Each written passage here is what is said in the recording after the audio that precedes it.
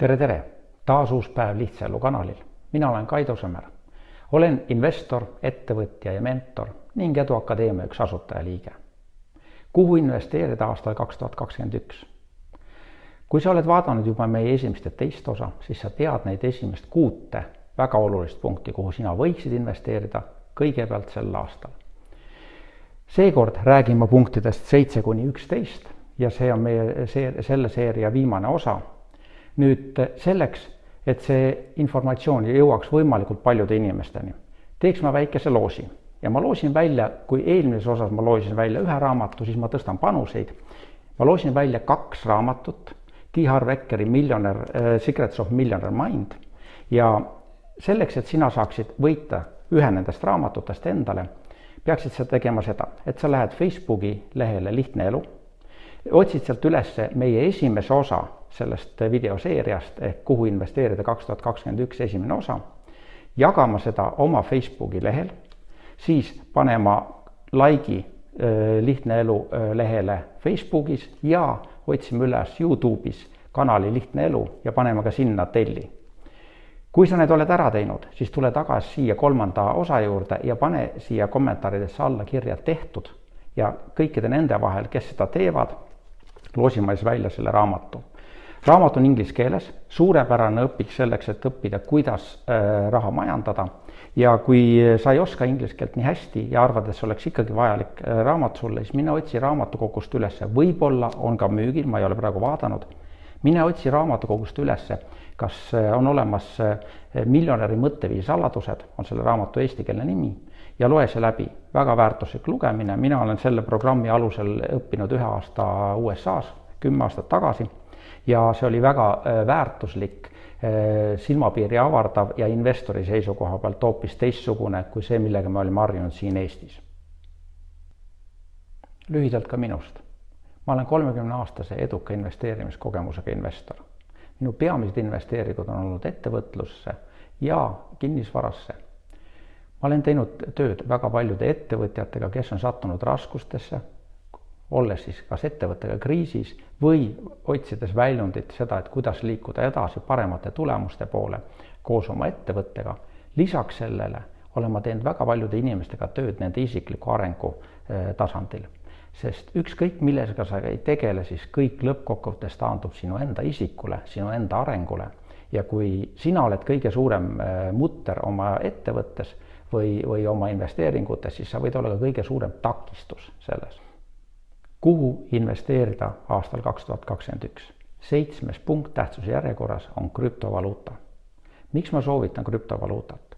Ma olen endiselt seisukohal, et krüptovaluuta on väga manipulatiivne varaklass ja tegelikkuses minu seisukohalt see nagu lisandväärtust ei loo. Kuid see on täna väga hea loteriipilet selleks, et saavutada 10 või 100-kordne tõus. Millisesse krüptovaluutasse investeerida? Sa pead ise uurima natukene. Kindlamad nendest on kindlasti Bitcoin ja Ethereum, kuid seal on olemas väga palju teisi väiksemaid krüptovaluutasi. Võib-olla peaksid sa oma ostud hajutama mitme erineva valuuta vahel, sest väiksemad võimaldavad suuremat tõusu, ehk see kordaja võib olla 10 või 100-kordne, kui võib-olla Bitcoinil ei ole see nii suur. Kui Bitcoin ja Ethereum tõusevad, siis tavaliselt tulevad ka teised turud järele, kuid mõned väiksed coinid on teinud tohutult paremaid tulemusi, kui seda on teinud Bitcoin. Minu soovitus siis praegu, kui turud on üles läinud, alusta sellega, et sa kõigepealt avad endale kontod. Ma panen siia affiliate lingid, mis on siis mõlemale osapoolele kasulikud lingid selles, et sa võiksid avada oma kontot Coinbase'is ja Binance'is. Mõlema affiliate lingi panema siia üles siis Facebookis või siis YouTube'is näed seda siin all. Kui sa selle lingi kaudu avad endale konto ja investeerid vähemalt 90 € eest, siis saan mina selle eest 9 eurot ja saad sina selle eest 9 eurot, et osta siis krüptovaluutat. See oleks kasulik meile mõlemale. Mine vaata veel Coinbase'i. Coinbase'is on ka võimalik läbi õppimise teenida suurusjärk 30 € eest erinevaid krüptovaluutasi. Ehk siis, kui sa selle protsessi läbi teed, see aeg-ajalt avatakse seda õppimise võimalust, et kui selle protsessi läbi teed, siis antakse sulle tasuta selle eest, et sa oled vaadanud nende videoid ja vastanud nendele küsimustele. saad siis tasuta krüptovaluutat. Igati mõistlik, natukene oma aega kulutada selleks. Nüüd, kui sa oled avanud need kontod, nende kontode avamisega läheb natukene aega, pane sinna kas või väikestes summades raha peale ja osta järjepidevalt krüptovaluutasi. Kuidas osta või millist coin'i osta, nagu ma ütlesin, ma ei saa sulle soovitada, sa pead uurima ise, milline oleks sinu meelest parim coin, millel oleks kõige suurem potentsiaal seal loteriipiletis seda peavõitu ära tuua. Kui palju investeerida? Minu soovitus oleks see, et sa investeerid kuni 1000 eurot või 1% oma investori portfellist. Kui sa oled juba kogenud investor ja sul on suured summad juba investeeringutena, siis osta kuni 1%-ni. Kui sa oled alustav investor või juba investeerid ja su portfell ei ole veel väga suur, siis ma soovitaks praegu panna raha sinna nii kaua, kuni sa oled jõudnud selle 1000 euroni. Siis see 1000 eurone loteriipilet tuleks jätta sul seisma 3–5 aastaks ja vaadata, mis seis siis on. Kuna investeerimine on pikaajaline protsess, siis me ei saa langetada otsuseid lühiajaliste turgude järgi. Et pigem peaksid sa jätma selle rahule ja vaatama seda aeg-ajalt, kuhu see on läinud ja siis vaatama, mis on juhtunud 3–5 aasta pärast. Ma ei soovita sul hakata kauplema seal. Turud on hästi kasvanud praegu, kuid kauplemise pikaajaline perspektiiv on selline, et 90% kaupletest tegelikult kaotab raha. Kes rohkem, kes vähem, kuid siis on olemas 5% arvatavasti inimesi, kes on enam-vähem nullis ja siis on olemas 5%, kes teenivad ja võib-olla mõned nendest 1% võib-olla teenib isegi väga hästi. Kuid kuna kauplemine lisandväärtust ei loo, siis kauplemise tulemuseks on see, et need 1%, kes teenivad, võtavad ära raha nendelt 90%-lt. Ja kes siis teenib selle pealt, ongi see 5% nendest kauplejatest teenivad pluss kõik need keskkonnad, kus siis see kauplemine toimub, teenivad raha nende 90% pealt, kes siis tegelikult kaotavad seal. Kuigi turud on praegu tõusus, kuigi paljud nendest nendest kauplejatest räägivad, et nad on väga hästi teeninud, siis ma olen nõus, aga kui sa vaatad pikka perspektiivi, siis väga paljud nendest ka kaotavad järgmistel perioodil, kui see turg ei ole enam nii palju tõusev, vaid see volatiilsus võib tekitada hoopiski suuremaid katastroofe selles portfellis, mis on tegelikult praegu nagu väga hästi kasvanud. Ehk siis ava need kontod, hakka sinna raha peale panema ja osta järjepidevalt kuni 1000 euronis krüptovaluutat ja kui turud on üleval ja mitu päeva on toimunud tõusu, siis ära nendel päevadel oota, kuni see väikene langus toimub. 8. punkt, kuhu sina võiksid investeerida sel aastal, osta endale ettevõtte. Milleks alustada ettevõtet, kui sul on võimalik osta juba toimiv süsteem? Tavaliselt ettevõtetel on olemas juba käive, juba olemas kliendid, juba on olemas tooted ja need on juba ennast turul tõestanud. Sa peaksid vaatama seda, et see ettevõte oleks piisavalt vana selleks, et ta ei kukuks selle kategooriasse, kus esimese 5 aasta jooksul väga suur osa ettevõtetest lõpetab oma tegevuse. See võiks olla üle 10 aasta vana ettevõte ja tänaseks on turule tulemas palju inimesi, kes 90-ndatel, kui nad oma ettevõtlusega alustasid, on tegelikult jõudmas täna pensionikka. Erinevaid põhjused on, miks pärast ettevõtteid müüakse. Üks põhjusest võib olla see, et see stress selle ettevõtte juhtimise kasvab inimesele üle pea. Kui sa suudad ära lahendada selle probleemi, mis inimesele stressi valmistab, siis sul on võimalik omandada ettevõtte ja lasta maksta sellel ettevõttel tema enda käibest, tema enda rahavoost juba kinni laenud või siis need investeeringud, mida sellesse ettevõttesse tegid.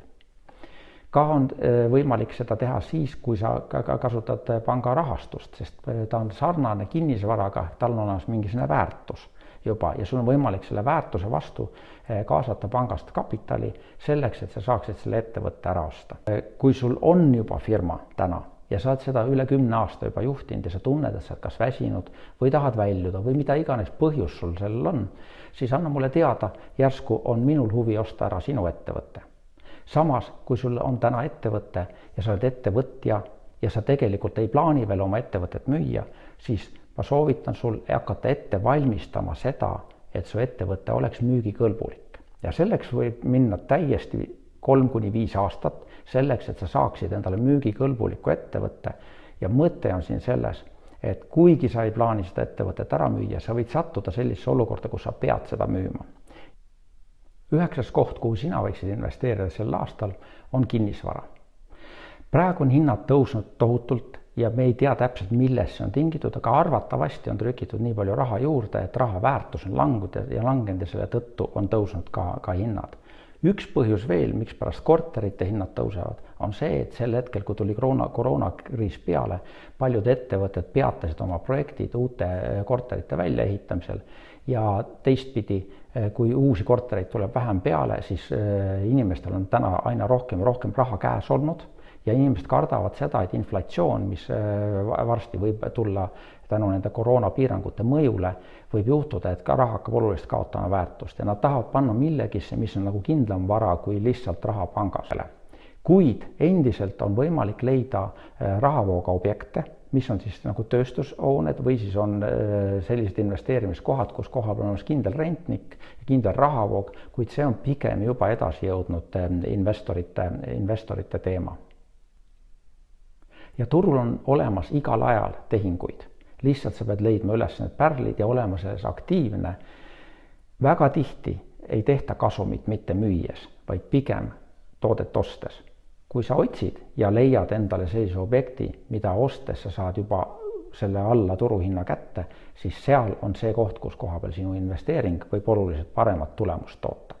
Ma mäletan aastal 2010, kui turud olid täiesti all, kinnisvara oli kõige odavamas seisus selle viimase 10 jooksul, siis ma ei julgenud osta. Ma ei julgenud osta sellepärast, et isegi siis, kui ma arvutasin investeeringu ja siis rendivoo suhet, siis see ei näidanud häid numbreid, aga ma sellest numbrist jätsin välja tulevikupotentsiaali. Ja tulevikupotentsiaal oli selline, et pärast 2010 hakkasid hinnad tõusma niimoodi.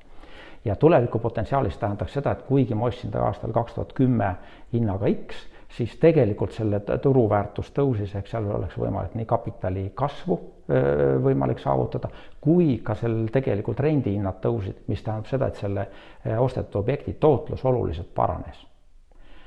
Mis saab toimuma sel aastal? Arvatavasti hinnad tõusevad. Kuid arvata on, et aasta 2022 hakkab tooma meile teatud tüüpi kriisi. Ja kuidas see kriis välja näeb, on see, et praegu see koroona tõttu toimunud piirangud on nagu vette visatud kivi. Me näeme neid rõngaid väikeseid, osad inimesed kaotavad töö, osad firmad lähevad pankrotti, kuid need rõngad hakkavad minema aina suuremaks ja suuremaks ja üks hetk jõuavad need rõngad välja meie kõikideni, ühel või teisel moel.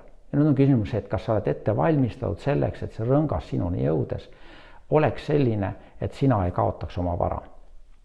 Me arvatavasti kaotame kõik mingil määral, kuid küsimus on selles, kui palju. Kui palju sina kaotad, sõltub sellest, kui hästi oled selleks ette valmistatud.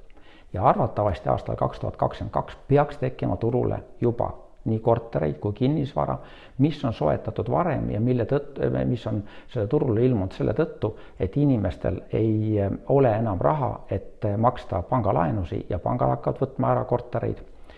Objekte, ehk siis ettevõtted lähevad pankrotti, nende objektid hakkavad tulema turule ja arvatavasti aastal 2022 on võimalik osta. Üks võimalus on see, et kui sa ei leia täna head tehingut, siis sa pigem püsid rahas, kuid sa pead jälgima seda, et inflatsioon ei hakkaks sööma ära sinu raha väärtust. Kuid kui sa tahad teha objekti investeeringud aastal 2022, siis sa peaksid ikkagi akumuleerima, koguma mingisugust rahasumma selleks, et jõuda selleni välja. 10. koht, kuhu sa võiksid panna oma raha, on börs. Ehk siis on aktsiad ja osakud, kuid aktsiate ja osakute puhul on turg meil ääretult üles läinud. Ma ei soovitaks tegelikult osta täna üksikuid aktsiaid, kuna sa ei tea täpselt, mida turg toob ja kuhu suunas see turg liigub. Küll on võimalik täna alustaval investoril alustada ETF-idega, mis on siis laiapõhjalised fondid, kuhu on mingi sektori firmade aktsiad kokku kogutud. Mida ma sulle soovitaks on see, et alusta selliste kasvukontodega. Ma ei tea teistest pankadest, ma tean seda, et LHV-l on olemas kasvukonto, kuhu sa võid minna sisse väikeste summadega igakuiselt ja iga kord, kui sa selle raha sinna paned, siis nad võtavad selle raha koondina ja teevad investeeringuid nendesse ETF-idesse, nendesse fondidesse, mille kaudu sinul on võimalik siis sellest kasvust tulu saada. Sellest on võimalik väljuda, ehk siis kui sa tahad täna hakata raha koguma, siis on üks võimalus see, et sa hakkad läbi kasvukonto vaikselt korjama oma raha. Ja kui sa tahad natuke lugeda sellest, kuidas need kasvukontod on nagu viimase aastaga käitunud, siis ma panen lingi siia kirjeldusse, et vaatasin LHV Foorumist lihtsalt, kuidas on siis läinud kvartalite kaupa nendel investoritel, kes siis on investeerinud, eks see on nagu tuntumad Eesti sellised avalikud investorid, kes on investeerimist rääkinud ja nemad on oma portfelli seal siis pannud iga kuu kindel summa ja sellega siis, kui palju nad sinna sisse on pannud ja kui palju see portfell neil on kasvanud. Eelmiste perioodide tootlus ei tähenda tegelikult tulevikus mitte midagi. Enne, kui ma lähen viimase 11. punkti juurde, kuhu ma soovitan sel aastal investeerida, tuletan ma meelde, et Secrets of Millionaire Mind, T. Harv Eker, väga hea investeerimisraamat, ingliskeelne küll. Ma loosin välja 2 raamatut nende vahel, kes lähevad Facebookis Lihtsa elu lehele, otsivad üles sealt esimese osa sellest investeerimise videote seeriast ja jagavad seda enda lehele. Miks esimene osa on see, et tähtis on see, et kui te jagate, siis teised inimesed, kes on uued ja ei ole vaadanud veel neid videoid, et nad alustaksid esimesest osast ja liiguksid sealt teise ja 3. osani. Ja kui sa oled teinud selle, et sa oled oma lehel seda jaganud, siis pane like meie Lihtsa elu Facebooki lehele, otsi üles YouTube'is kanal Lihtne elu ja pane sinna telli. Ja kui sa need mõlemad asjad oled ära teinud, siis pane siia 3. video alla meile märkus tehtud. Need, kes sinna 3. video alla kirjutavad tehtud, osalevad selles loosimises.